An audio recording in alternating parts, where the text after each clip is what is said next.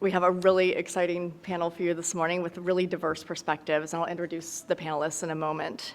We're really here to talk about the potential dark side, unfortunately, of emerging technology and artificial intelligence. I know it's not the cheeriest topic for a Wednesday morning.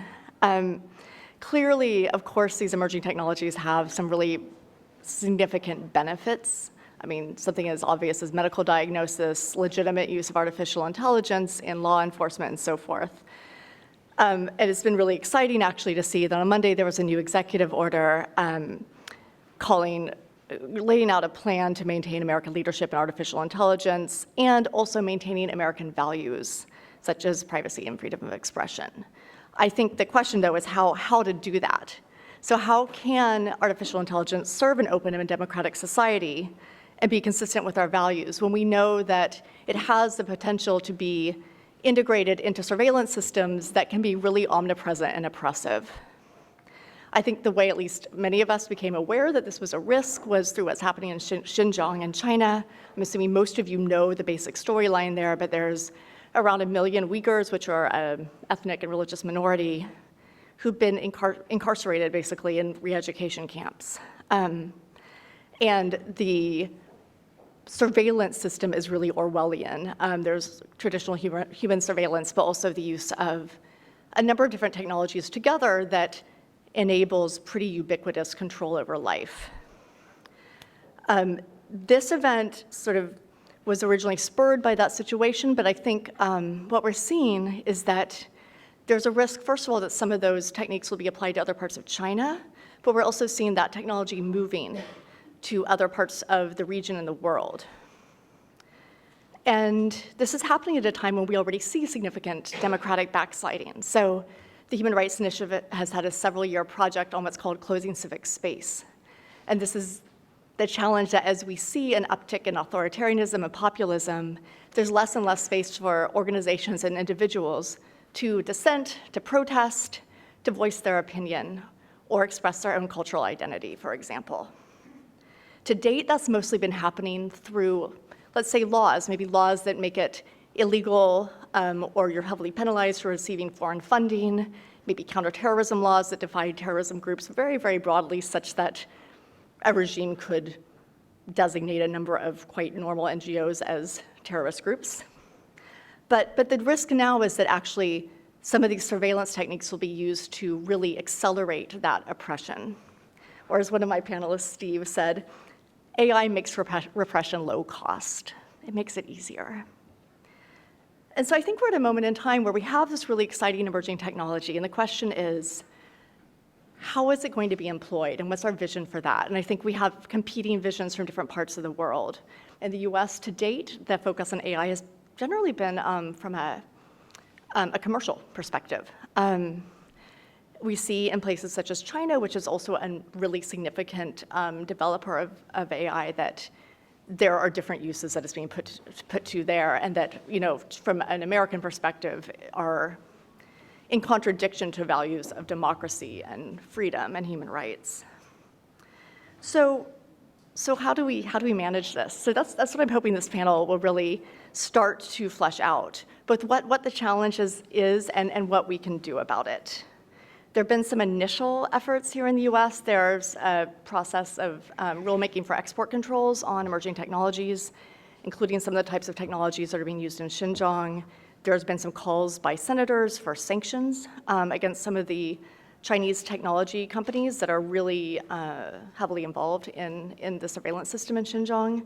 But it's not really clear to me, especially as we think about this as a broader problem, not just in China, but that this technology is popping up in many other places. And maybe some of these, not just the technology, it's the way that it's used and used without restriction, where it becomes oppressive to civil society that's really the concern. So how do we tackle this problem?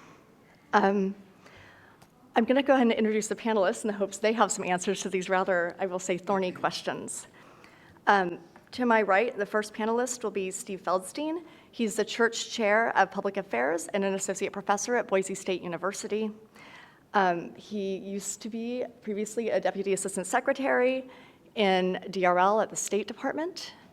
and also was the director of the Office of Policy at USAID. He went with me to Princeton, so we're old classmates, and got his law degree at Berkeley, and is actually working right now on a book on advanced AI repression and governance. So he's written some really interesting, pertinent articles. After Steve, we'll hear from Mike Green. Mike is the Senior Vice President for Asia and the Japan Chair here at CSIS. He also is the Director of Asian Studies at the School for Foreign Service at Georgetown. He was on the NSC, focused on Asia for 4 years. He's a trustee at the Asia Foundation. He's written a number of books on East Asian security issues. And perhaps most interestingly, as I read to the end of his bio, he has a black belt in, I'm going to mispronounce this, Aikido. It's sword fighting, and also has won several international prizes in Great Highland Bagpipe, which I thought was fascinating. A true Renaissance man. Jim Lewis will be next. Jim is another senior vice president here at CSIS. He's the director of the Technology Policy Program. He worked previously at the Departments of State and Commerce and in the Senior Executive Service, and worked on several presidential policies on internet policy and encryption. He also was part of the UN group of government experts on information security for a number of years. He studies the effects of technology on warfare and how internet has changed politics, which I think we all agree it has, and has a PhD from the University of Chicago. And last, but definitely not least, we have Shanti Shanti, who is the Senior Director of the International Forum for Democratic Studies at the National Endowment for Democracy. And she's been focusing actually on ICT and democracy for a long time. So she wrote a book in 2003 arguing basically that the internet would not necessarily be a democratizing force in authoritarian countries. She's now, and she's been heard on NPR, BBC, et cetera. She's really well known in the field. She's a former reporter, and I'm really excited to just hear what she has to say about sort of the global governance of the internet. So on that note, Steve, talk to us a little bit on your research on how surveillance technology is spreading, and the risks you think this poses to democracy and civil society. Great. Well, thank you, Amy, for having me, and thanks to CSIS for hosting this event. I appreciate being here today, and it's also nice to see a lot of former colleagues in the audience, so I will do my best not to say anything too controversial or mistaken. So I think in terms of speaking about this issue and talking about it, there's been a lot of misinformation, just even in terms of understanding the roots and the extent of the problem and where it's going. So I want to spend a bit of time just kind of laying out the analytical framework in terms of what we're looking at when it comes to digital repression. And I think a good starting point is just to look generally at the context for democracy around the world. And one of the things that we all know is that we're in something like the 13th consecutive year of global democracy declines, whether you look at Freedom House's index or a variety of other ones. We're at a moment where we continue to see an ebb when it comes to democracy and governance worldwide. So it's a challenging political environment, governance environment overall. My argument is that it's not that digital repression and technology are driving this democratic recession, but I do think that they're important exacerbating factors. And so I want to talk a little bit about what they mean. So I believe that there are sort of three major factors that relate to digital repression and how it's driving, changing the political environment. I think one of which is that the manner in which autocrats are leaving power is actually shifting. So if you look at the Cold War versus the post-Cold War era, in terms of what were the main threats to autocrats leaving, initially it was from insider challenges like coups. And it was something like 50% of all autocrats who were forced out through coups. That has shifted dramatically in the post-Cold War era. Currently, it's something like around 13% of autocratic departures, forced departures, are from coups. And so that means that the most common exits now are either through mass revolts, so mass demonstrations and so forth, which is 23%, or through civil war, which is another quarter, about 23%, or forced departure from either term limits or transitions to democracy. So there's a different nature of challenges and threats to political survival that autocrats are facing. And so that shows you very clearly why turning to tools like digital repression, especially to head off external challenges, may make sense. The second thing is what Amy alluded to as well, was the supply side advantages that digital technology offers in terms of both, especially with artificial intelligence, efficiency in terms of how it's used, cost effectiveness over time, as well as sort of getting beyond a sort of loyalty problem when it comes to relying on security services who may have your best interests in mind or may be interested in seizing power one day. And then the final aspect, and one I'll talk about a little more, and I'm sure this panel will address, is China's geopolitical interest in proliferating technology to bolster like-minded states. So very quickly, in terms of digital repression, I think it's important just to have a sort of common definition. I will tell you kind of how I've conceived and analyzed of digital repression currently. I think of it in sort of two buckets. So the first bucket are the technologies and platforms themselves, and I've sort of divided into 4 areas. One of which is artificial intelligence-oriented technology. So that's everything from facial recognition, the Internet of Things, big data, smart cities, and biometric IDs. Next is cyber and Internet-related issues. The third are platforms, particularly social media platforms, and the fourth is ICT infrastructure. And then the second bucket I've divided into is sort of techniques of repression. So how are these different platforms or technologies being manipulated or used in order to foment repression? And so in this area, I've kind of broken it down into sort of 6 different techniques of repression: surveillance, censorship, disinformation, cyber attacks and hacking, infrastructure attacks, and then targeted arrests and violence that are key to working or engaging in any one of the prior platforms. So I've thought a lot about the first technology, AI in particular, and how different techniques of repression have been used in that regard. And I wrote an article recently that sort of walks through different repressive outcomes based on using artificial intelligence. And I think artificial intelligence is important because, as Amy mentioned, it integrates and brings together a lot of different techniques of repression. And it's something as well that I think is not well understood in the policy community, but it's getting a lot of attention, especially even in this past week. We're seeing a lot of different new executive orders and so forth that are looking at ways to bolster U.S. competitiveness in this area. When it comes to the China being a driver of global AI repression, so this map right here kind of shows you what that proliferation looks like in real terms. And this is based on data that I put together that kind of that looks at a whole subset of countries and really sort of asks the question, well, where is AI spreading via Chinese proliferation and influence? Now, what I did was that, and one thing I want to note is that this excludes the LDs as liberal democracies. So this only relates to countries that are non-liberal democracies. So it's everything from authoritarian states to contested democracies to contested authoritarian states. So it's about 108 countries. And what I found was that in 60 out of those 108 countries, there's some evidence or instance of Chinese AI technology being proliferated. And so what I also found in these 60 countries is that Huawei is involved to some degree in 53 of them. And it's very open. This isn't conjecture. This isn't through secondhand sourcing. Huawei documentation is all over, and they're very clear about how they are proliferating models like safe cities and smart cities in particular. In fact, what I found was that of these 53 countries where Huawei is involved, 51 of them are part of a big smart city initiative and list. And so I think one of the conclusions that we have to reach when it comes to Chinese AI proliferation is to ask ourselves, what are smart cities exactly? Are they benign, as many people have thought? And what type of repressive potential do they have? And I think in part that answer relates to what kind of country they're in. So a smart city in Kenya, where there is a history of repression and surveillance, is a smart city you can probably make a guess that will be used towards insidious purposes. But in other places where there are smart cities being established, I think there's more open questions. So to me, this is a research question, one I intend to dig into a little more, but it does show you kind of where the proliferation is. So that's something to me that was pretty eye-opening. I don't want to go on too much longer. I want to just talk for a second about policy responses. So, I think we're still at the beginning stages in terms of really grappling with and understanding the diagnosis when it comes to where digital repression is, how you define it, where it's going.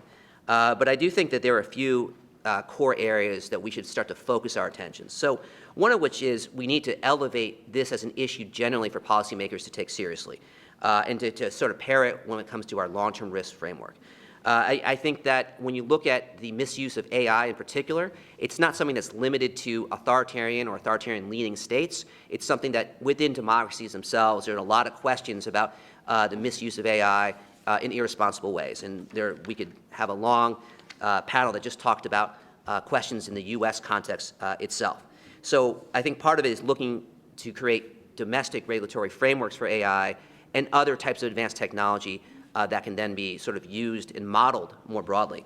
I think second is to look at international action. So that both means, in particular, I think looking at multilateral fora and trying to spread the right types of norms when it comes to setting an appropriate value framework when it comes to the use of these technologies. I think that'll go a long way. But part of the question, the problem, is that there isn't a normative discussion where there's consensus right now. And so I think to build that consensus and then to create a framework that reflects that will be a key thing. And then finally, looking at civil society. I think that entails both looking at civil society groups in local repressive contexts and bolstering their ability to push back. But it also means having civil society engage in a higher level conversation in international fora and advanced democracies where they're able to play a whistleblower role as well as an expert role in terms of saying, here are the issues we see with implicit bias, for example, with AI.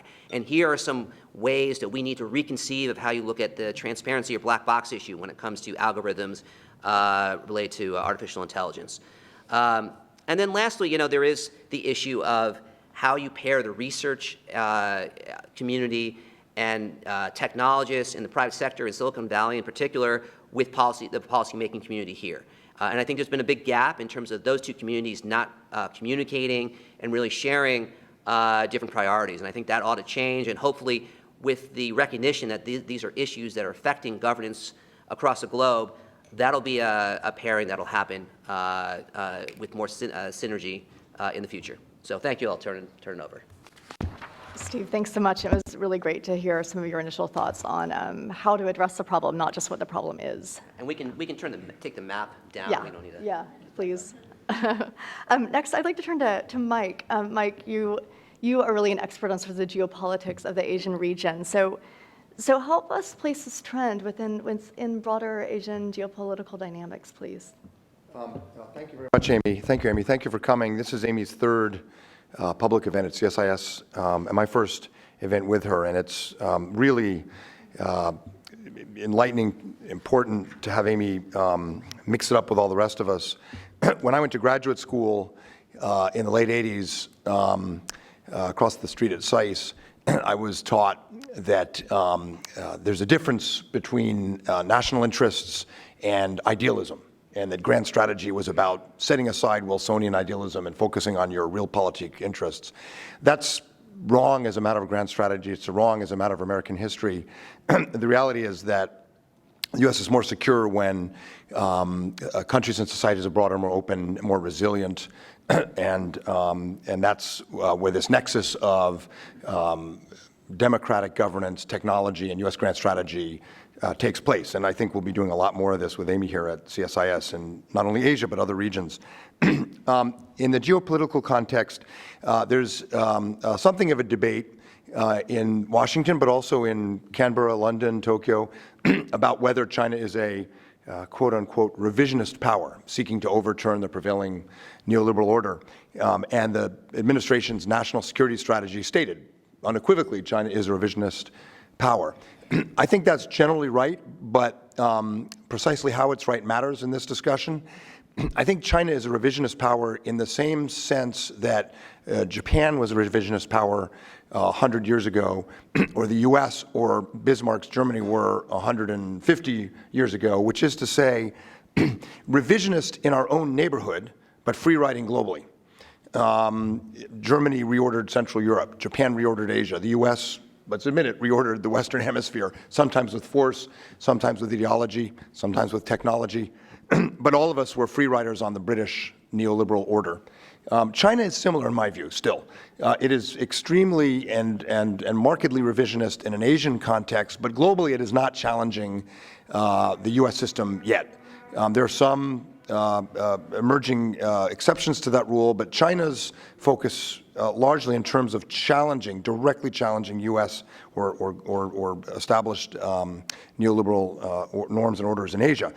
And you began to see that in really when I was in the White House in 2004 in the Shanghai Cooperation Organization meeting that year, the Chinese and Russian delegations circulated to the other members of the SCO, Central Asian, mostly non-democratic or transitioning governments. They circulated a pamphlet on how to counter colored revolutions. And it was a joint Chinese-Russian effort, and it included use of technology. And closing civil society, registering NGOs, a lot of things we've seen as part of the closing of civil society space in the 15 years since then. Another punctuation came in 2014 when Xi Jinping announced in Shanghai the idea that Asian security and Asian institutions should be established by Asians with no foreign blocs. And then, of course, the Belt and Road and the digital Belt and Road, which touches directly on telecom infrastructure and AI. And this is very evocative of other powers' attempts to engage in revisionism and establish more of a hegemonic position, including Japan and Russia competing over railroad infrastructure, telecom infrastructure in Manchuria and China at the turn of the century. So it's kind of an old story in Asia, that you use a combination of ideology, coercion, technology, infrastructure to push out other powers and establish, in a very hierarchical Asian order, establish more of a hegemonic position. I think while the debate is still on about how revisionist China is, this is happening, and it's clearly recognized across the region. The AI piece is pretty significant, and China is exporting AI technology to some of the least open governments in the region. And you can imagine easily how this would work. Just this week, I met with a Chinese academic who showed me an email he'd received that most of his colleagues had received, and had a very, very long list of Chinese scholars who had been formally reprimanded by their universities. And the reprimand was for engaging in criticism of the Chinese Communist Party or praising universal values. And most of them had no idea how they were caught. It was mostly in the classroom. It could have been students. It could have been AI. It could have been surveillance. And that's a bit of a flavor. And Xinjiang is its own horror story, but that's a bit of a flavor of how a social credit system can be exported in what increasingly in Beijing's view and in the view of the US and others is a contest about values and norms. The red map that Steve Feldstein showed pretty much obviates the need for coffee today. I'm wide awake now. Thanks, Steve. I would end just quickly with a few positive notes. Why it's not game over and why the elements of a strategy are possible. First is allies and partners. Just in the last year or so, Australia, with the debate over China's purchase of Darwin Port and foreign interference, New Zealand, Japan with the Mizuho, SoftBank, Huawei deal, which is getting an enormous backlash, India on strategic investment, Israel on the port of Haifa and technology. In major economies, major U.S. allies and partners, there's a really dramatic turn against penetration and foreign interference through technology companies. And this, I think, comes as a real shock to Huawei, Baidu, Tencent, and others. I don't think they saw this coming. And the interesting thing to me is it's being fueled by two things, which are beyond the reach of Beijing. One is the intelligence community. Most of this started from the NSA and signals intelligence, briefings out to the Five Eyes, Australia, Canada, UK, then on to Japan and India, and into the corporate sector. And so somehow, I don't know how, the US intelligence community has found ways to brief without giving away sources and methods on what this means, and it's having an impact. And the second source of this dramatic change is financial markets. Bankers, private equity in Hong Kong, in New York, they will not touch anymore deals that involve Huawei or Tencent if the company is a major investor in the US, because of the reputational and political and criminal and sanctions risk. And it's been quite striking. So there's a lot of red on that map, but I think there's a lot of blue because of these factors. Second, China has some real vulnerabilities of its own. It's probably, Scott Kennedy here is doing a lot of work on AI. It's probably true that China's surpassing other economies in terms of AI in the area of big data and algorithms. But in the microprocessors needed to drive that, China is still far behind and cannot do this in an autonomous or autarkic way.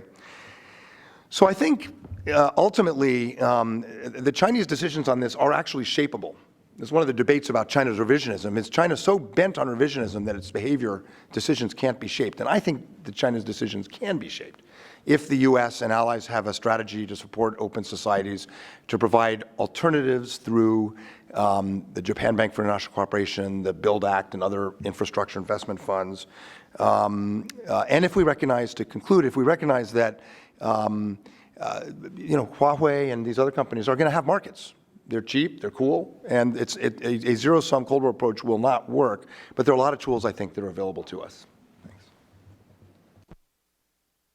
Mike, thanks so much. It's good to hear some constructive, positive notes from your end of the table, because I think sometimes we look at this problem and it seems really insurmountable. I'm going to turn now to my colleague, Jim. Jim is really one of the leading experts in the city on all of these technologies. I think he was working on AI like 20 years ago or something like that. I can't remember the year you told me, but it's been a while. And I'm hoping you can talk a little bit more about just the fact that these technologies have a lot of different types of potential applications, some of which are good. And so how do we manage their use? Thanks, Amy. And it's great to be here with old friends. Great to see the people in the audience. It was 25 years ago in negotiating how neural networks could make weapons more accurate. So I've been doing this a while. Let's get the gee whiz moment out of the way. All of you have smartphones. If you don't take the battery out, it is both a tracking and surveillance device. That has been true for 25 years, right? So you're hosed. We live in an environment of pervasive surveillance. And in the West, it's largely commercial. In other countries, it's both commercial and government for security purposes. And sometimes people say there's mass surveillance in the US. Working in that business now, we do not have mass surveillance in anywhere near the scale that you would see in authoritarian states. This technology is widely available, and that's been predictable for a couple decades now, that as sensors became cheaper, as networks became more powerful, as computing power became a commodity, people would build networks of sensors that could collect data on movement, on activity, that could correlate it with what you do on the web. When the Chinese broke into OPM, I thought, oh, they finally bought a big data program. That's great. Now they're populating it. So this is the era we live in. I don't get too excited about artificial intelligence, in part because it's become sort of a catch-all phrase. You could have some fun by going through and substituting the word programming for artificial intelligence in every document, because it's basically mathematical formulas that run algorithms, which are simple programs, and connect to large databases. We have the ability to do that now. And it's very difficult, of course, to control mathematic formulas and open source software. So these are widely available technologies, and the US is not the only place that makes them. What we're seeing is the automation of security, and this has been a trend now for a long time, but with the increase in computing power, with computing power as a commodity, automation has reached unparalleled levels. It's hard to define this if you were talking about, so the Commerce Department does have a rule saying let's look at emerging technologies and figure out some way to catch them. Having helped a little bit to draft the legislation that came up with that, people say we need to keep the Chinese from getting AI. Great, what is it? And so if you can't define what it is in anything that is precise enough to impose the current way we do export controls, it is basically uncatchable, right? And that is the current environment. The solution, I would argue, and some of our allies would argue, is to have what we call a catch-all or an end-user control. So you don't try and stop AI, you don't try and keep people out of the country, but you look at the end users and say, do we want to be selling to the end users? This is a different story. The political environment for this, the international political environment, is very difficult, and it's gotten worse. When I worked at the UN in negotiating on what they call information and communications technologies for 6 years, and the difference between 2010 and 2009, 2017 is amazing. there is no longer a willingness to agree, right? And there's intense dispute over norms. There's no mechanism for applying norms. So I'm the cheery one here on the panel. And as a negotiator, it becomes very difficult. So you begin to ask yourself, where is it I can make a deal with these other countries? Where is it there are shared interests? And there are some, but it's a much smaller space than it was 10 years ago. The ubiquity of the technology makes it hard to control, hard to say you shouldn't have this, because you could walk into an electronics store, now you would go online, and pretty much buy everything you need to create your own surveillance state. Some people do it at home. It's kind of boring, actually, but it depends how much you care. As Mike said, we do not want to overestimate our opponents. China is still dependent on the West for advanced technology. China has good AI capabilities, but they are not in first place. And it's better to think of this thing, artificial intelligence, as a global ecosystem, right? And it has important nodes in Israel, in the UK, in Canada, in China, and in the US. And the US is sort of the center hub of this node of innovation. And China is not at the leading edge. Some people say, well, there's a lot of Chinese, and so that gives them an advantage in data. That's a mistake. China has about a quarter of the world's population's data. Congratulations. But when you look at American companies like Facebook or Google, they have the other 3/4. So China is not at an advantage here. But it doesn't make that much difference. It might make a difference from a commercial perspective or from an innovation perspective. But from a surveillance perspective, they have everything they need, and that isn't going to change. But don't overestimate them. They do, as Mike said, have real problems. I mean, when I teach a class on this kind of thing, the first thing we learn is that for Russia, China, Iran, North Korea, their primary opponent is their own population, right? It's not us. We're number 2. So that's not our usual slogan, I know, but we're number 2. There you go. The larger debate is more puzzling, and it's come up in several of the comments here, and you see this a lot in the international negotiations. The universal values that were incorporated into the UN Charter, into the Universal Declaration of Human Rights, and many of the international agreements that have followed, those universal values are now being challenged. And what we're seeing is a resurgence of sovereignty, the idea that the state does, within its own territory, has the right to do pretty much whatever it likes. It's a very 19th century view. Spheres of influence, the sovereign is sovereign in their own territory, a rejection of the 1945 values. And it's compelling to many countries, in part because of our own missteps. We don't want to ignore that. Snowden and Iraq have damaged the ability of the US to go out and say, follow us, we're the great moral leaders, sometimes. But this debate is going to be very difficult, and we will need to rethink how we apply universal values, which I think all the panelists would agree are still essential, both for stability internationally and for human dignity, right? This is a hard technology to keep out of other people's hands. We will not be able to do that.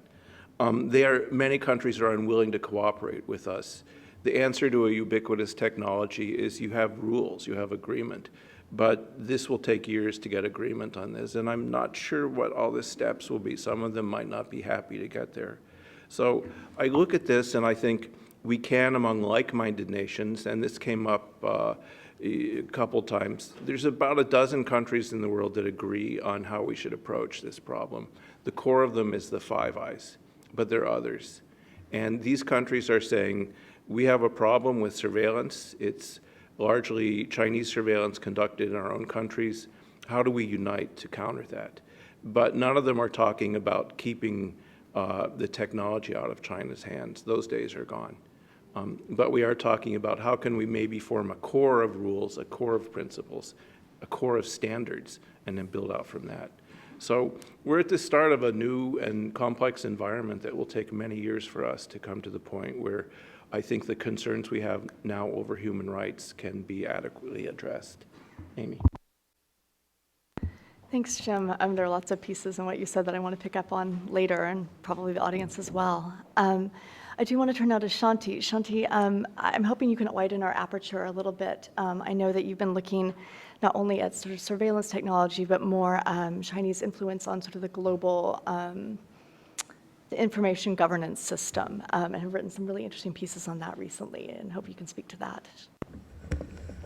Sure. Thanks, Amy, and thanks for everyone. It's been such great comments. So I'll try to pull back a little bit, and I'll just make 3 brief points. The first, and these are points that help me understand this very complex phenomenon that we're talking about here today, and some of these issues regarding the Chinese government and surveillance. The first actually relates to Jim's point about your phones. Why would anybody keep a 24/7 surveillance device on their person at all times? Is it because you want to be tracked and constantly monitored? No, it's because you're getting something out of it. And so the thing that always strikes me about these conversations about the Chinese surveillance state and its expansion is it tends to get framed, and actually, Amy, you mentioned this, in Orwellian terms.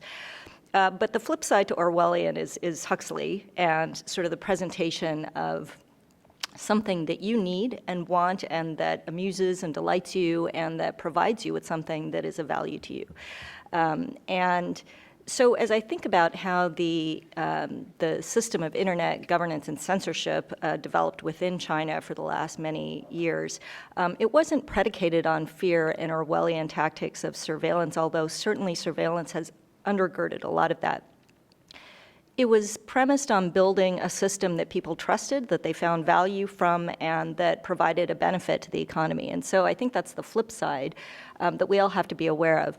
And I say that not because I'm downplaying the significance of the surveillance. It's just that no one will voluntarily sign up to an Orwellian surveillance system, but they sure will sign up to something that will provide benefits. And so as I look at the proliferation of technology, Chinese-provided technology around the world, you can see that it's because it's offering something that seems to be of value to the people that are using it. Recently, I've been following all the conversations about the new platform TikTok, which apparently a lot of people love. It allows you to do, make small videos and things like that. That was bought out by a Chinese company several years ago, and that Chinese company has obligations, if required, to provide information to the Chinese authorities. Similarly, people have been talking about how there are emerging efforts to protect privacy within China, and there's actually specific regulations now on protection of personal information. But if you look through those regulations, there are specific carve-outs that allow for exceptions in the case of national security, protection of state interests, and so on. As long as those carve-outs exist, I think it's not reasonable to expect that these systems, that all of these technological systems, which may seem to provide guarantees to their users and which seem to be providing a benefit, may not also be used in some form for the purposes of surveillance or information gathering. And that spans all of the types of technologies that Steve mentioned earlier in his various buckets.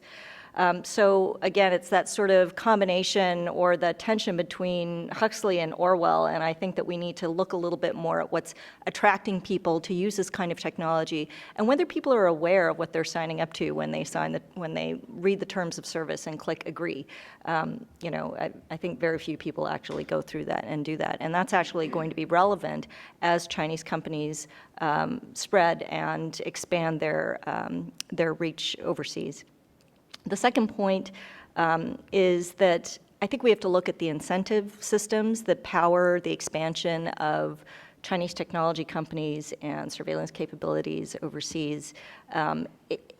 We tend to think of it, again, in state terms, but the primary drivers are private sector companies, whether those are Chinese companies or overseas investors who want to get into the Chinese market.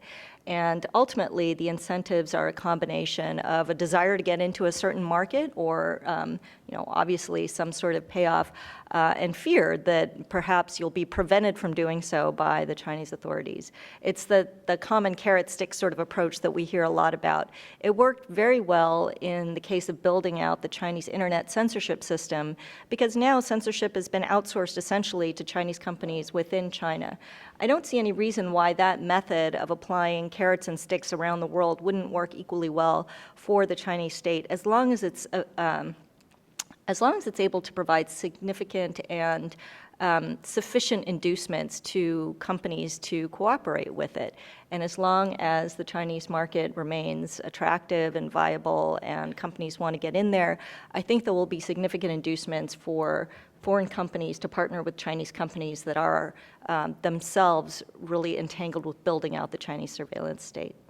The third point that I would make is that in a lot of these, in Steve's terrifying map that he put up earlier, it's important for the Chinese government to be the first to ground in all of these places, particularly in areas where there aren't other countries, where there aren't other companies competing to provide services.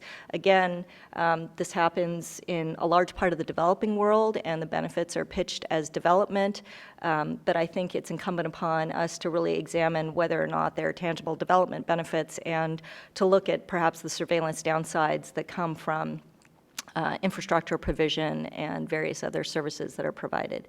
This also happens not only at the level of the country, but at the level of norms and standards, and this gets to sort of these issues of internet governance, where standards are set for emerging technologies.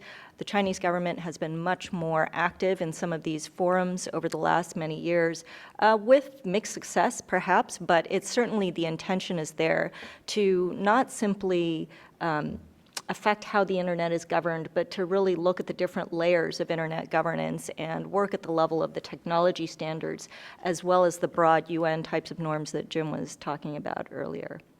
I think we've had a lot of discussion already on the panel as to how we would get at these issues. And I would simply say, I think in Washington we have a tendency to focus on the policymakers, which obviously is correct, but policy can be a blunt instrument, and it can't necessarily get at all the nuances of some of these issues that we're talking about. And so I think it's incumbent upon the non-governmental sector, civil society, the private sector, academics, and others to really grapple with this issue, to understand what can be done beyond legislation, beyond policy. When we talk about setting norms, those sorts of issues, universal values, that is the realm of civil society, and that's where I think civil society absolutely has to be active, particularly if it's the case that it can't be in some of these more authoritarian regimes where the Chinese government has been active and where perhaps some of these surveillance technologies are really being deployed. So I'll leave it there. Thank you. Shanti, thanks so much. One of your comments made me think about yesterday. I was downloading an app and thought, my God, I have no idea where this was developed, how my data is going to be used. Just that lack of knowledge as consumers that I think we sort of accept. And I think there's actually so many opportunities for both consumers to demand more and for the private sector to offer more in terms of understanding what we're signing up for. So I think that was something that's fresh on my mind, actually.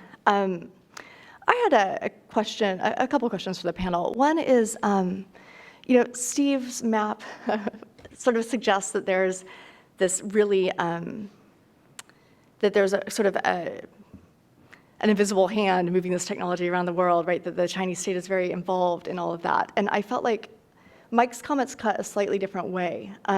So to me, I wonder how much of this is just, there are companies developing these tools for use in China, and they want to sell them because they're commercial entities. So I just wondered, and I see Jim's face. So is that the case, or is there much more of a purposeful policy? I just thought maybe we could get some thoughts from that on the panel. Jim, would you like to start? Sure, I'll start. Thank you. So I was talking to a reporter a couple days ago, and I asked him the following question. China subsidizes, the Chinese government subsidizes Huawei. And so your assumption is that the Chinese government is subsidizing the incorporation of Chinese technology into your telecommunications network because they like your cuisine. It's like, no, of course not. This is a government program intended to build a Chinese presence in telecommunications networks for intelligence purposes. That was pretty clear. Anyone else on the panel have a contrary view? Yeah, no, I think that's basically right. But I think China's also hit a serious headwinds for the first time in this strategy. So, Alibaba, in a different way from Huawei, Tencent, Baidu, they were all allowed to become large, quote-unquote multinationals and operate in markets and under Deng Xiaoping's reform and opening, but they had a deal with the devil, which Jim just described, which was all the data is accessible to the Ministry of State Security and others in Beijing. And they haven't really paid a price for that until basically the last year or 18 months. And I think that there is, Jim may disagree, but I think there's going to be real decoupling. I don't think that Huawei, Baidu, Alibaba perhaps are going to be able to operate competitively in the Five Eyes, US, Australia, Canada, UK, New Zealand, Japan, probably not in Germany and France, we'll see, maybe not in India. And then I think the rest of the world, the developing world, Southeast Asia, Africa, are going to be much more open to them. So there's going to be sort of a two-tiered system for this AI/telecom/ microprocessing world. And one thing that will determine what happens in that Southeast Asia, Sub-Saharan Africa sort of developing world space is how much other companies get into 5G. So if Cisco and Nokia and others, if there's a 5G system, there will be an alternative. But it also depends on how much this new collaboration among the OPIC, the new OPIC in the US, JBIC in Japan, DFAT in Australia and others, to take equity position and finance new platforms is successful. So I know people who are developing, have developed apps that can be downloaded that allow microfinancing credit. And it allows people in Southeast Asia at very, very low cost, a free app to access major financial institutions and not have all the social credit, AI sort of surveillance challenges. So my view is in that, basically the space in Steve's red part of the world, it's kind of game on. It's not a foregone conclusion, but certainly China has an enormous head start. And in part because Huawei, Alibaba, Alipay is cool, it's easy, it's accessible. But it's not over, I think. Let me add a point. I think for a clarification, I mean, it's not a very nuanced map.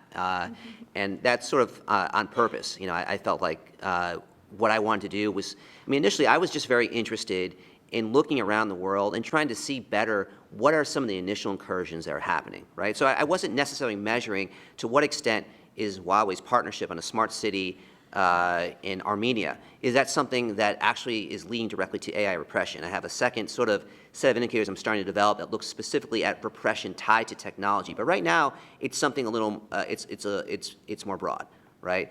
And I think what this shows is not necessarily that every red spot on the map is a place where we're seeing an ongoing acts of systematic repression along the lines of what you're seeing in China and other more authoritarian contexts, but it is a contested space.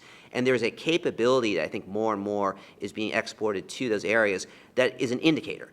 And so what I hope, the sort of takeaway from that is that, look upon that, the way Mike said, is something where this is where the next kind of battles, economic, geopolitical, and so forth, are starting to shape up. And we ought to have at least a good sense and a better understanding of, A, what a company like Huawei, what their sort of general intentions are, whether business or more insidious, and B, what types of specific technologies within that are starting to be taken up so we can understand what the fight looks like, and we can think about responses accordingly across a range of issues, whether it's more on the values, human rights, open governance side, or whether it relates more to harder security types of matters. I guess we'll all chime in on this one. I would just say, even if you believe that some of these Chinese companies genuinely are just trying to develop a good product and get it out there and market it to folks, you have to look at these, what I mentioned are these essentially backdoors in the regulation that give a huge space you could drive a truck through that allows the Chinese Communist Party to come in and coerce those companies to give up the data that it has. So whether they want to or not, they have to. And so you have to decide, are you comfortable with these not just potentially technological backdoors, but political backdoors that really just allow for as much data collection as the CCP deems necessary? Can I do a quick two-finger on that, because it's come up a couple times? And so Chinese companies make good stuff. Huawei's equipment is not the best in the world, but it's comparable to Nokia and Ericsson, the Western competitors. Weibo is probably better than Facebook. I have it on my China phone. It's cool. And if Jack Ma was let off the leash, he would give Amazon and eBay a run for their money. So we should actually be grateful to Beijing for hobbling our competitors. My background is on the nexus of business and human rights, and so some of this conversation has sort of touched on that. I mean, there's a global standard called the UN Guiding Principles on Business and Human Rights that calls for companies, and I see a number of representatives of companies in the room, to consider how their products and services might be involved in adverse human rights impacts, like, let's say, really severe surveillance that leads to incarceration of ethnic minorities. And so I think it's interesting to think about what the incentives, that's a standard that's out there that calls for companies to do this, but to actually have them do it is a different matter. And so I think, to me, it seems like there's a real opportunity, maybe partly due to consumer pressure, for companies to think about both who they're selling to, and whether those end users are likely to be problematic, and then also who they're buying from. So as a customer, are they buying from some of these companies that are problematic? And I think it's interesting in that they're problematic from a human rights perspective, but they're also problematic from an intelligence perspective. And so maybe there's really an opportunity there to get US business to be incentivized about where they take their business. And I wondered, Mike touched a little bit on investment, and I just wondered if anyone else had some comments about sort of how Western businesses that are involved in technology development might be incentivized appropriately, either voluntarily or through regulation, to think about their business model and not being part of this problem. I guess I'm the stucky for going first, but and it touches on the decoupling point that Mike brought up, in that for decades, we assumed that we and the Chinese would be friends, and the same is true for Japan and Germany, and so our economies are tightly interlinked. And there's a debate about the extent to which we can decouple the Chinese economy and the Western economies. All the countries I've mentioned see China as a security risk now, and I say this, I met with one of our European Five Eye partners last week to talk about Huawei. They all agree that it's a risk. But how do you decouple? How do you change your business models when you've become dependent on this notion that we were going to be friends? It was good to open a market. People like China, people like the China market. Build in China. And now we have to take a step back and say, is it too late to change that? Some companies say, I'm getting out, but it will be very expensive. Yeah, no, I think it's a complicated area, and on the one hand, there's a whole set of questions related to China, both in terms of supply chain issues, most likely, particularly both the kind of providing microchips and whatnot, that many of which are still from sort of U.S. sources or allies of the United States, like South Korea, Taiwan, and so forth. And to think about what that means, I don't think that's been fully thought through yet. But it's also kind of worth thinking that digital repression, as I think about it, is not just AI and Chinese technology either. So if you look at one of the sort of the biggest methods that are being used, it's been social media disinformation and manipulation around the world. So far beyond what we've seen kind of in liberal democracies, but around the world, almost every election now that we see, whether it's looking at WhatsApp and its effects in the Brazilian elections, looking at different types of other manipulations, and potentially the Nigerian election coming up. But we're seeing that this is actually homegrown platforms and technologies that are U.S.-based, where there isn't a good answer yet in terms of getting at how you actually do take a real stand when it comes to misinformation and the manipulation by malign actors towards their own political agendas. And I think what we've seen so far are half measures, that we haven't actually seen a full, much more transparent, accountable way to get at some of these issues. And I think while the tenor and the rhetoric is changing when it comes to companies realizing there's a big trust issue that's there, I don't know that the structural solutions that are necessary have been sort of fully embraced yet by the Facebooks and Twitter and other platforms. And so I think that's a space to watch, and that it also points to the idea that it's not necessarily just a Chinese problem when you look at digital repression and you look at challenges to democracy in contested areas. There are a lot of U.S. companies in particular that also bear a significant responsibility to grapple with these issues.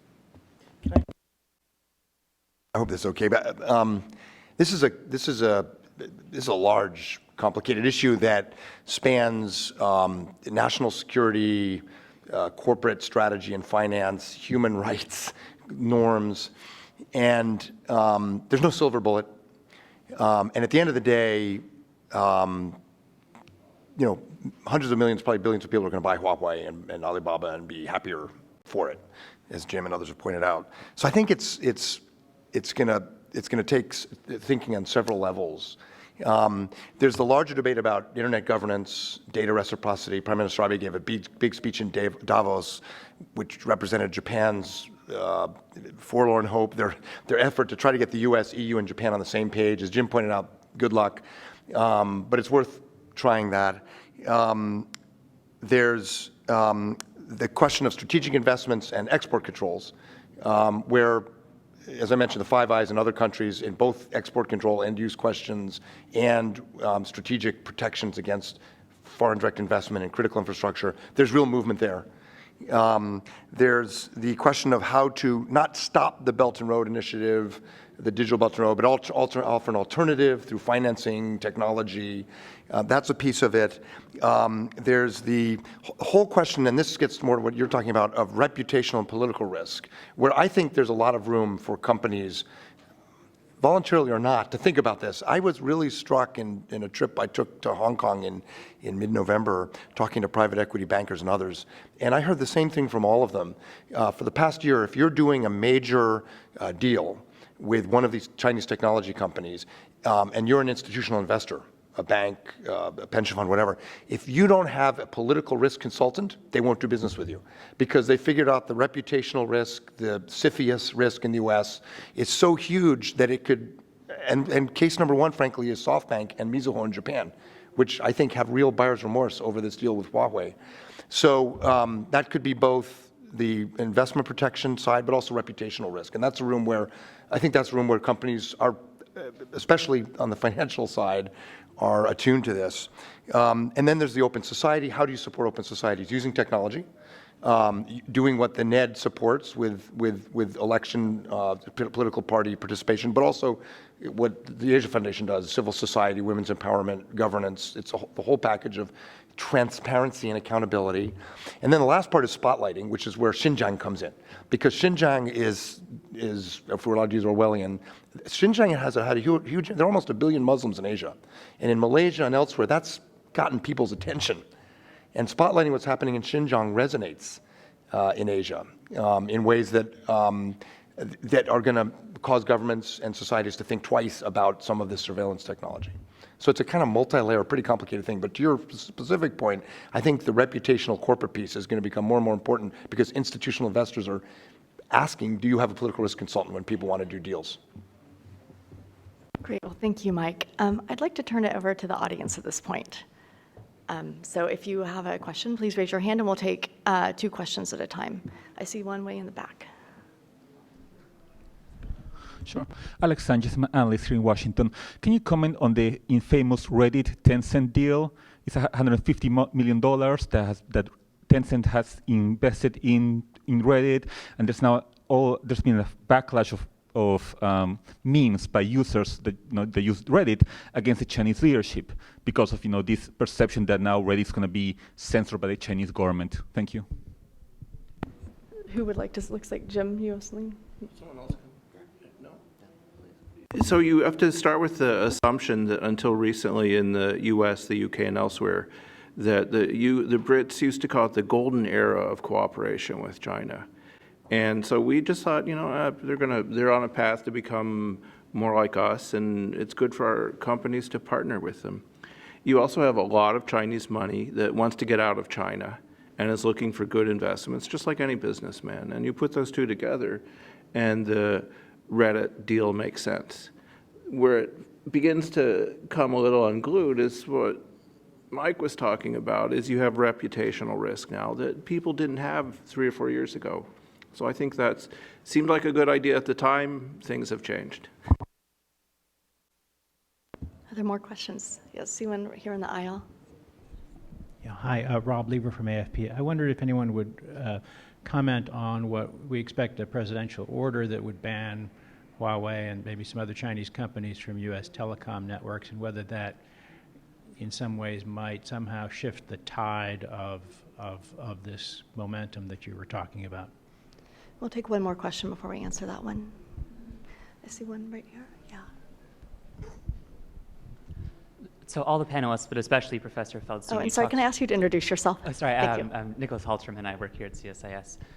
So all the panelists, but especially Professor Feldstein, spoke quite a bit about norms and the importance of norms diffusion for the use of technology. I'm wondering if you could expand a little bit on where those norms might come from and whether they can come from top-down policy from the US or international organizations, or if there are other more influential private actors who might be, in the long term, more important for producing those norms. Steve, why don't you start with that one? Sure. I'll just address the norms question, let my other panelists address the implications of the executive order. It's a good question, and I think that you should do a little bit of both. I think Shanti made a nice point about it, that it's not just a top-down issue, but you certainly can't ignore that either. I think part of it happens from the kind of discussions, to the extent they're possible, and there is some space to have the right conversations in international fora where you can try to at least carve out a small amount of common ground, despite the challenges that we're seeing inherent in that, and the push by actors like Russia and China to assert digital sovereignty, cyber sovereignty, rather than sort of accede more to universal norms. But I think there are many other places in which to look at that as well. You can look in sort of a sector-specific type of area. You could put guidelines, for example, when it comes to good use of different types of technology as they relate to platforms like smart cities. When it comes to norms and of usage on social media, for example, I think there's another kind of set of discussions that needs to take place, particularly when it comes to content moderation. So that's another sort of area. And I think there's a big voice and role to play when it comes to building out consensus by civil society, nonprofits, and others, reflecting more generalized discontent with the way technology is insinuating itself in our lives and undermining privacy and other standards that we think are important. And I don't think that necessarily or should be a conversation that's strictly in a small room with high-level policymakers. I think there is a broader conversation that needs to happen that involves a much wider group of stakeholders. And so to that end, I hope that there are subnational conversations and other related conversations that can feed into that norm-building process. I don't think norms these days are top-down types of processes anymore. I think that's an old way of looking at it. And so to that extent, finding different room and conversations and actors to engage will be critical. Just quickly, actually, I'm going to speak quickly on that point and then turn it to Shanti. I think one thing you see in sort of the business and human rights space is a lot of development of norms through multi-stakeholder efforts. So that would be maybe a combination of either NGOs and companies or NGOs, companies, and governments. But it's a really, it can be a really effective way of experimenting in a way before something gets hardened into law, for example. Shanti, please. Oh, just a quick point on norms. I think that we also have to be conscious that not everybody is starting from the same place. And so I know that, there's been discussion about, well, let's get everybody on the same page on privacy. What are we even talking about with privacy? Are we talking about privacy in a corporate sense? Are we talking about protection of personal information from government acquisition? Actors from authoritarian states are not starting from the same place that actors from democracies are. That's just a fact. When we're talking about the protections built around AI so that minorities don't become unfairly profiled by AI applications, that conversation is way ahead and impossible to have in an authoritarian state.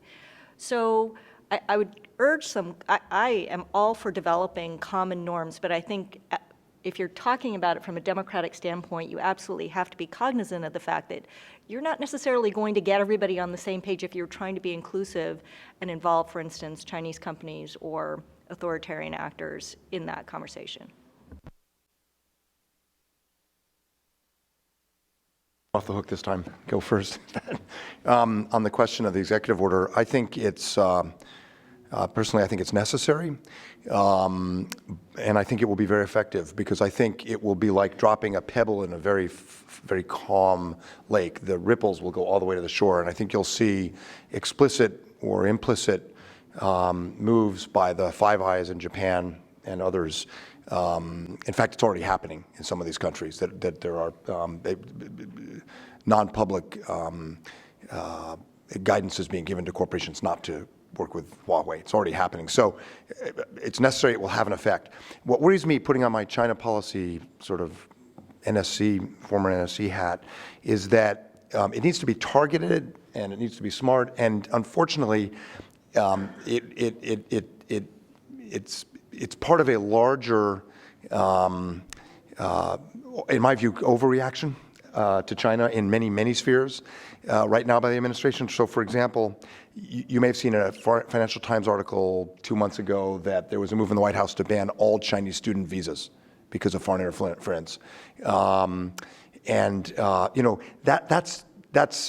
the kind of decoupling that's completely harmful to U.S. interests and values. And in a similar way, as I said earlier, I think China's behavior is shapeable. I think it's possible to we protect what we have to. Huawei is an example. But in other areas, I think the Chinese market itself, there are advocates who want a more open market with better intellectual property rights protection. If that's the case, you don't pull out of the Trans-Pacific Partnership, TPP. You don't stop all discussions on an investment treaty. So the context in which it's happening is not ideal. And then the other thing that worries me a little bit about it is the ZTE precedent, which is, will President Trump meet with Xi Jinping in Hainan at the end of the month or talk to him on the phone, and as a bargaining chip, reverse the decision to get, Beijing to buy more whatever, soybeans.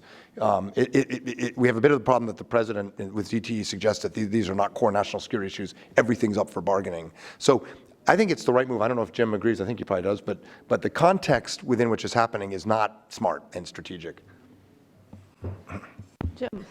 Sure. On the executive order question, last week, the last 7 days, for some reason, it was Huawei week, and we had 3 of our security partners in town meeting with the U.S. to talk about Huawei. And the one-line readout I got from the U.S. side was that our views are aligned, which is comforting.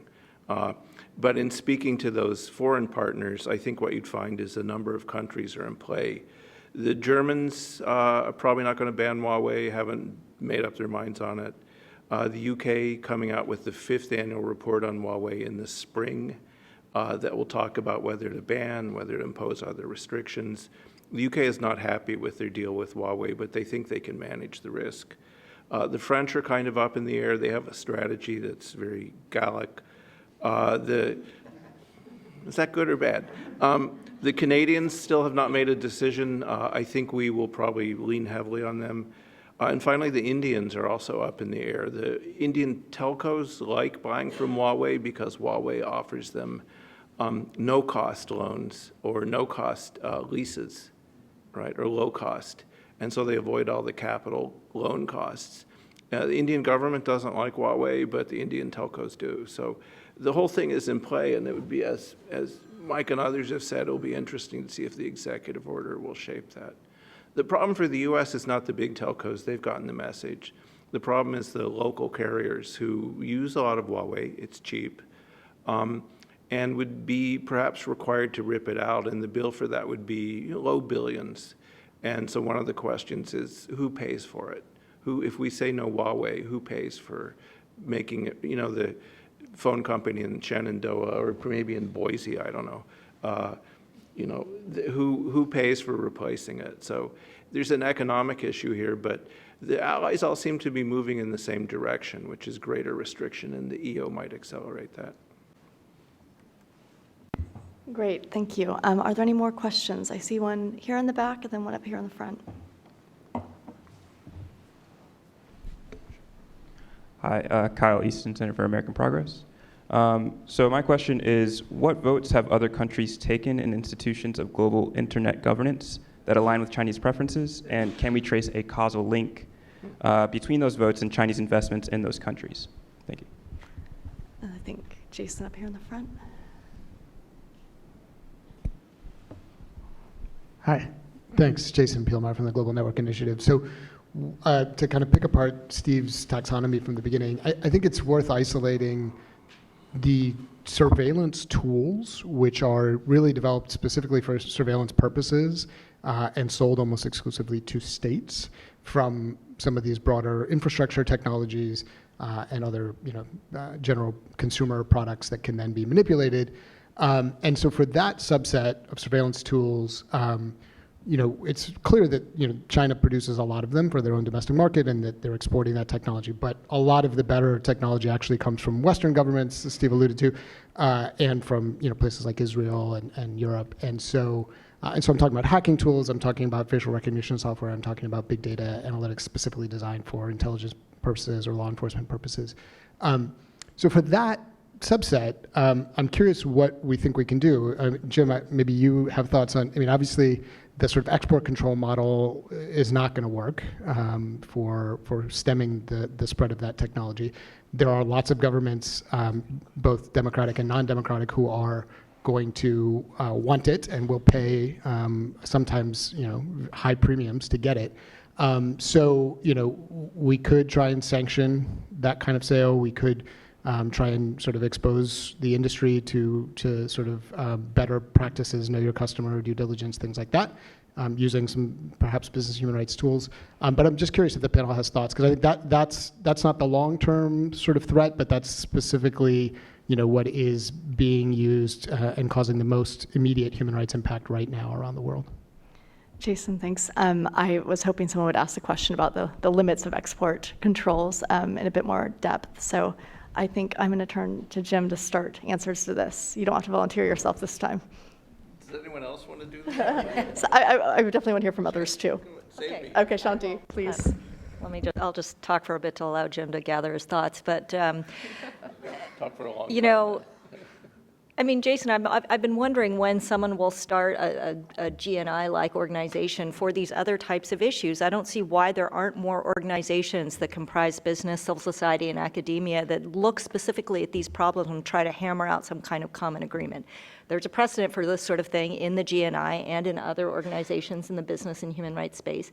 It won't cover everything, but if you think about export control going this far and maybe from the bottom up, those sorts of measures going this far, it starts to get you at a more it's a patchwork sort of approach, but perhaps there's a little bit more ground covered than simply narrowing the lens to export control, which was never really solely designed. The purpose was not really designed for human rights monitoring anyway. And so, I think there has to be a specific focus on these issues. First of all, you have to agree that they're important and that businesses should care about it. Businesses that are based in democracies that, might have an incentive either because from a reputational perspective, as Mike has pointed out, or other reasons to care about these issues. I think there are plenty of reasons for them to care about it. And that's where you need to see an active role from civil society and elsewhere.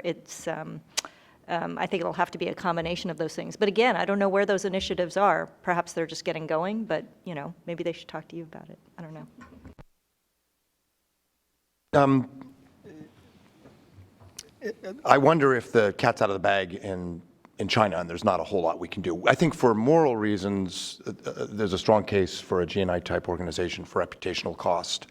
There are still, multinationals that are doing R&D in China because for big data there are no restrictions, and that's the kind of thing that should be through reputational risk heavily discouraged, shall we say. But if the Ministry of State Security, if the Chinese government already has the ability to use more CCTVs than there are people, it's facial recognition and AI to look at someone half a mile away and get data on them within a minute, the cat's kind of out of the bag. I think controlling export of technology to China is going to be very, very hard. And to me, the front line is in the periphery or in Eastern Europe.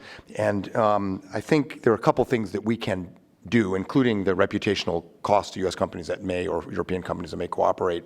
But I think even that's going to have a limited effect. And the more likely deterrent or headwind against the penetration is going to be shedding light and transparency. And that, as I suggested earlier, is civil society and governance work in these countries, but it's also dialogue. So the State Department Global Engagement Center is spending a lot of money getting civil society dialogue.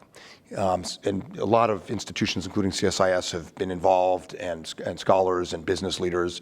And in Asia, in these dialogues, one of the #1 topics of conversation, often raised by the other side, not by the U.S., is foreign interference and these kinds of issues. And that, creates awareness, stakeholders within these countries. Depends on how open the society is. But that's where I think transparency, dialogue, support for civil society, there will be some technology means. Some people argue we should use clandestine or covert efforts to counter this. Maybe we have to be careful that doesn't tarnish or get in the way of civil society efforts. It's complicated, but to me, that's where the line is. It's not so much the technology or export control piece, because China's, they're there. Not that we shouldn't have a reputational cost, but that's not going to solve the problem for us, I think. Add on. So a really good point, Jason, and in terms of your looking at the taxonomy a little bit. And I think what you're also getting at, if I'm right, is that it's not just sort of looking at kind of maybe the Chinese technology AI export side of ththings, but you're also looking at other countries and other types of exports. So when I think about what you're talking about, I think of malware for hire firms, places like in Israel, Turkey, and other countries, groups like NSO Group, Hacking Team, and so forth, and trying to get a better handle on what they're doing. And if you look at places like what Citizen Lab has exposed in Mexico, or I was recently talking to a Ugandan lawyer and activist, and he talked about both Israeli and Turkish interests in Uganda in terms of directly helping the surveillance capacity of the state. To me, these are sort of related but separate questions when it comes to Chinese technology proliferation. And there aren't easy answers to how to address those, but I certainly agree that within the taxonomy of digital repression, that is something that needs to be thought about as well. I mean, I would look upon it very basically from both the supply-demand issue. So on the supply side, to me it seems that there have been sort of loopholes, or that a lot of Israeli firms have been able to operate in this space without a ton of scrutiny. So that's one way, is to kind of push more and spotlight, for one, on some of their actions.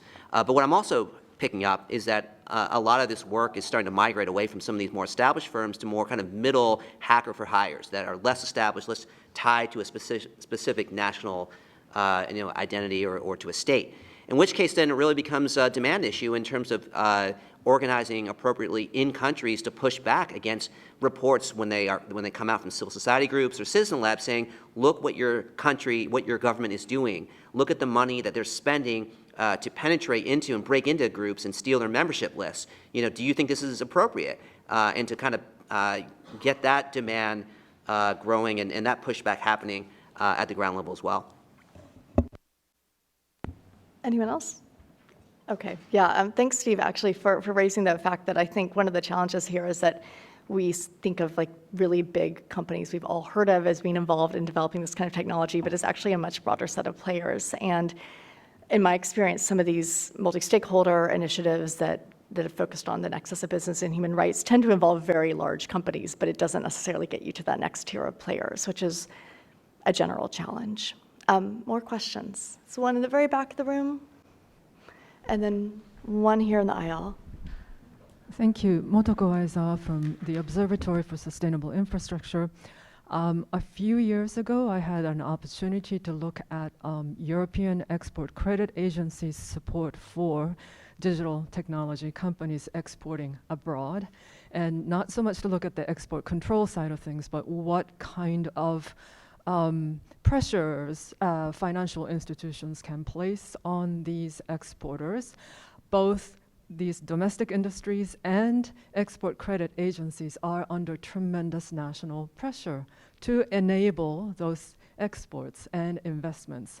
And when you look at the broader development community, they are in the same place with the multilaterals and the bilaterals and OECD export credit agencies. There's a lot of virtue of technology that is being touted in the front line and very little discussion behind about all the perils, because these organizations are just set up to push the money out. And so the role of the financial institutions. You talked about private equity voluntarily taking certain measures, but is there a greater platform that we could use, we could somehow identify or create where this kind of voluntary conversations can take place? There's a lot of interest in ESG, due diligence, particularly among institutional investors who are keen to invest in infrastructure. There's this big push for G20, for infrastructure as an asset class. Is there an opportunity there also to pull in the financial institutions to actually positively influence this conversation? Thank you. Let's get one more question in the aisle.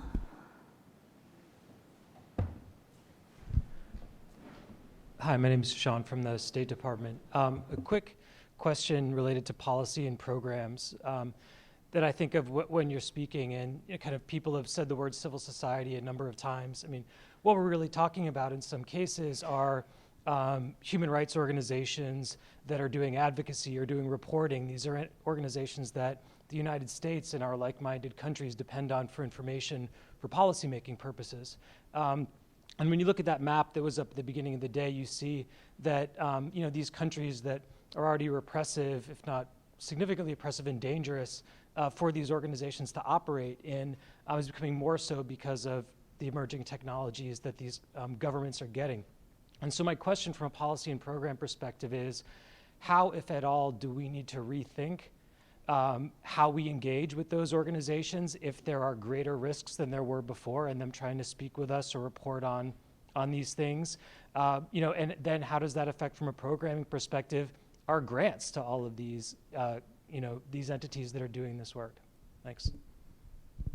Great, I think those are two really great questions. Who would like to address them? I have some comments on them if others don't. Shanti, please. I have a brief comment as to the first one, and I actually think the multilateral development banks and other IFIs are tremendously important in this space. Unfortunately, the narrative around technology has completely been around, how do you provide microloans through phones to women in rural areas? There's always a discussion of the upside positive economic benefits of technology. There's almost zero discussion of the downside and political risks of those technology.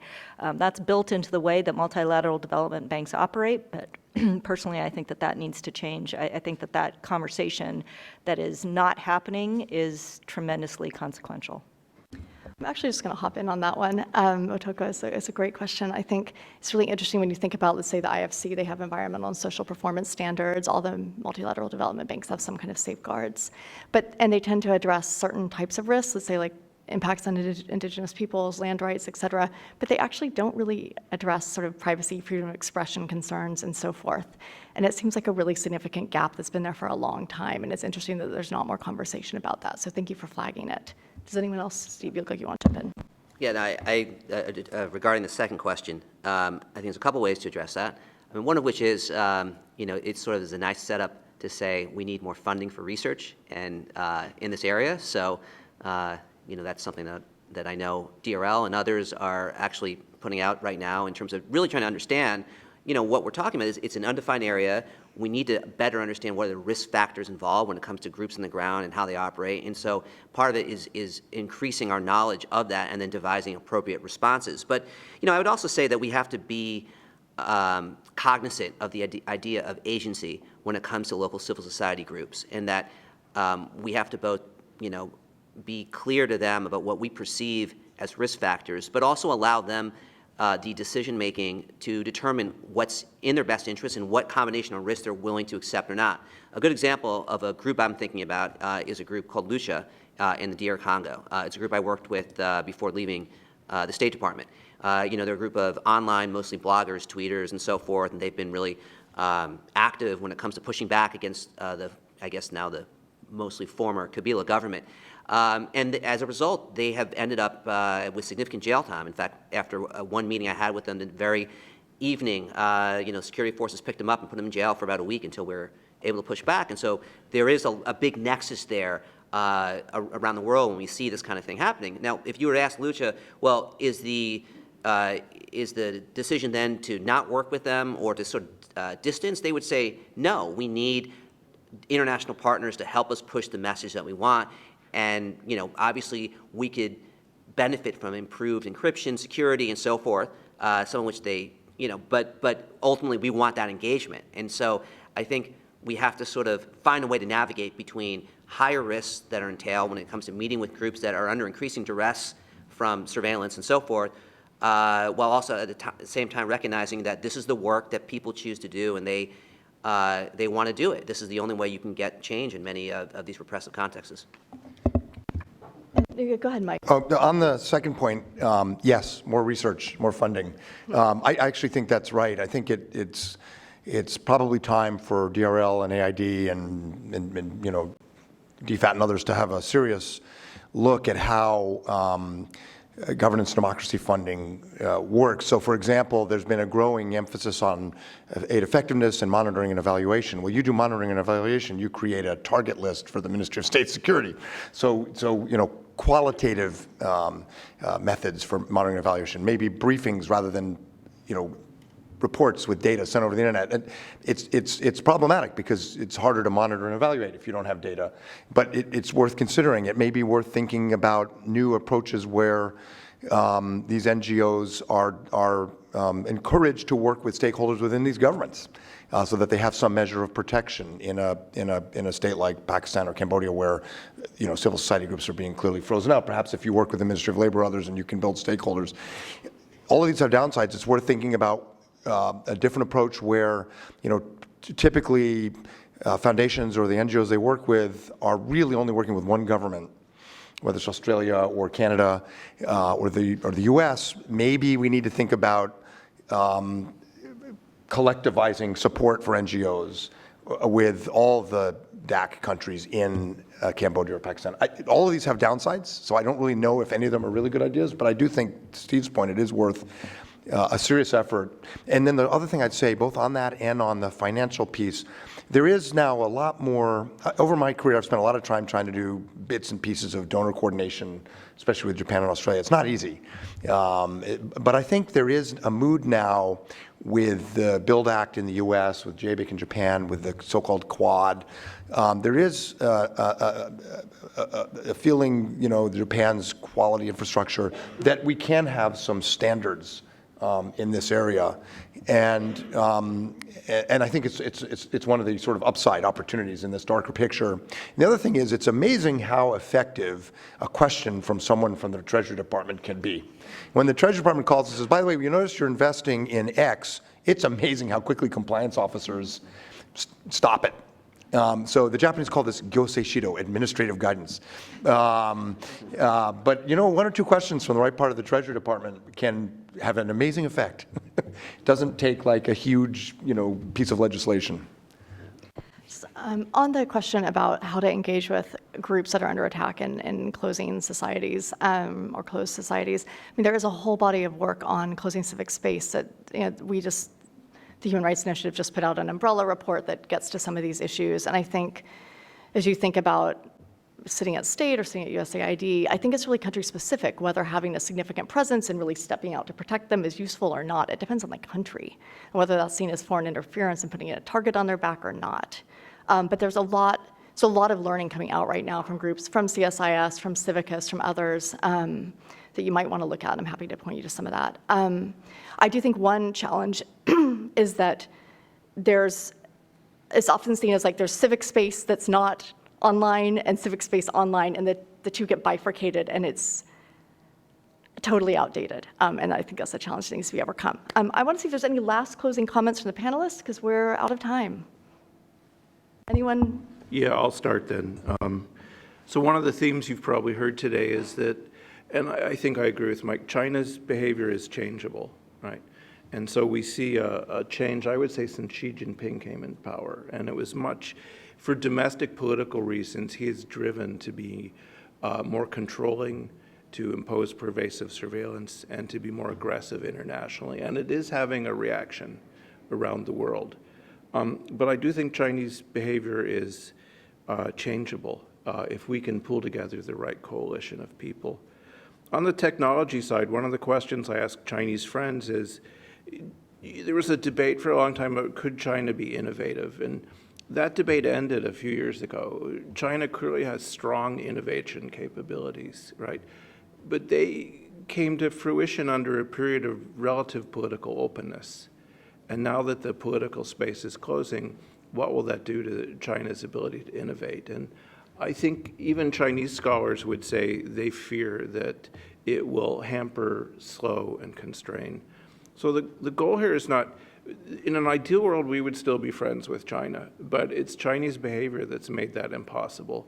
And so the question is there some way we can get that back on track over the long term, and in the near term, mitigate the risks that things like technology transfer and Chinese overseas adventures have for us?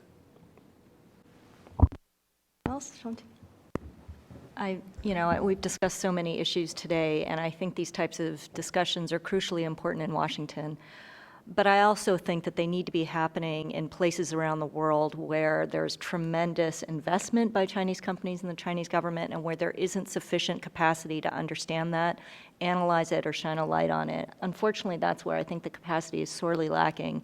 And so aside from the Five Eyes countries, which have, come under a lot of discussion today, in these places in the Balkans, in sub-Saharan Africa, in huge parts of Asia and elsewhere, we really need these conversations to be happening there, and to build capacity to better understand these issues in those places, where I think is where, unfortunately, as going back to Steve's infamous now map, that's where the rubber is really hitting the road. Yeah, let me just sort of say that, I think the key thing in that map and what we've talked about is that, to me, what's really interesting is there's a whole contested set of countries where it's unclear exactly what the different incentives are. I think it's changing pretty quickly, and also really depends on context. So there certainly, each one has its own unique set of circumstances. So part of, I think, what's important is to go down and have another layer of analysis and sort of ask what's happening in Malaysia that changes the incentives and equation when it comes to Chinese technology, other access to digital repression, and sort of a Western liberal push in the other direction. But I think also related to that, and something that I'm going to spend a significant amount of time thinking about over the coming months, is to really think about the strategic logic of why authoritarian or autocratic leaning governments or liberal governments are choosing to adopt certain modes of technology to begin with. What is the calculus? I mean, I'm sure a lot of them recognize that there is a trade-off and a cost when it comes to procuring Chinese technology or working with certain types of malware vendors, but they do so anyway. And I think getting a better handle of the deployment of those different types of technologies and the incentives behind those decisions, I think will hopefully prove useful. Great final comments. I, in particular, would associate myself with Jim's points. Last thought, just to have a little suspense. Remember, in strategy, the other side gets a vote. And we haven't seen the last chapter. I think the first chapter kind of went to China and against civil society. I think actually this chapter is more going to us, to the Democratic camp. But the other side will get votes. Let's see. Do China and Russia collaborate more in this space in a way they haven't, for example? What about elite capture? You can do a lot with civil society, but if Chinese Belt and Road investment and bribery allows them to pick off leaders, what do we do then? So it's game on. And we're going to have to innovate, and this is a very innovative discussion. We're going to have to keep innovating, because while China is shapeable and changeable, it's not going to happen in the next 5 years probably. It's going to take time, and the other side will decide how they want to double down to protect themselves from their own people. And we'll be talking about new technologies, new fusions of technologies, and maybe new collaboration between Moscow and Russia in this space, which will make our task harder again. I just want to thank all the panelists and also the audience. I know this was a fairly long, but I think really rich discussion, and really thank you for your time and attention.